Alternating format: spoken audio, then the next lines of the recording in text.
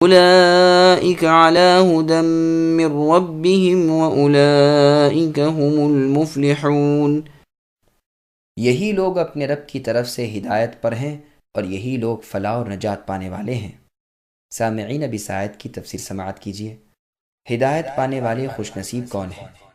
یعنی وہ لوگ جن کے اوصاف پہلے بیان ہوئے، مثلا غیب پر ایمان لانا، نماز قائم رکھنا، اللہ کے دیے ہوئے میں سے خرچ کرنا، رسول اللہ پر جو اترا ہے اس پر ایمان لانا، رسول اللہ سے پہلے جو کتابیں اتریں ان کو ماننا، دار آخرت پر یقین رکھ کر وہاں کام آنے والے نیک عمل کرنا، برائیوں اور حرام کاریوں سے بچنا۔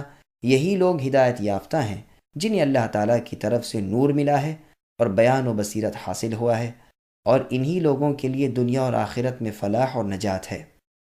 ابن عباس رضی اللہ عنہما نے ہدایت کی تفسیر نور اور استقامت سے کی ہے، اور فلاح کی تفسیر اپنی چاہت کو پا لینے اور برائیوں سے بچ جانے سے کی ہے۔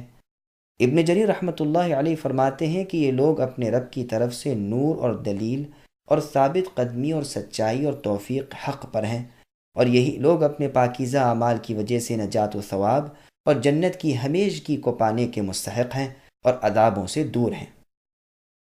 ابن جریر رحمۃ اللہ علیہ فرماتے ہیں کہ دوسرے اولئکہ کا اشارہ اہل کتاب کی طرف ہے جن کی صفت اس سے پہلے بیان ہو چکی ہے، جیسے پہلے گزر چکا ہے۔ اس اعتبار سے والذین یؤمنون بما انزل الیک پہلے کی آیت سے جدا ہوگا اور مبتدا بن کر مرفوع ہوگا، اور اس کی خبر اولئک هم المفلحون ہوگی۔ لیکن پسندیدہ قول یہی ہے کہ اس کا اشارہ پہلے کے سب اوصاف والوں کی طرف ہے، اہل کتاب ہوں یا عرب ہوں۔ ابن عباس، ابن مسعود اور بعض صحابہ رضوان اللہ علیہم سے مروی ہے کہ یؤمنون بالغیب سے مراد عرب ایماندار ہیں، اور اس کے بعد کے جملے سے مراد اہل کتاب ایماندار ہیں۔ پھر دونوں کے لیے یہ بشارت ہے کہ یہ لوگ ہدایت اور فلاح والے ہیں، اور یہ پہلے بیان ہو چکا ہے کہ یہ آیات عام ہیں اور یہ اشارہ بھی عام ہے۔ واللہ اعلم۔ مجاہد، ابو العالیہ، ربیع ابن انس اور قتادہ رحمۃ اللہ علیہم سے یہی مروی ہے۔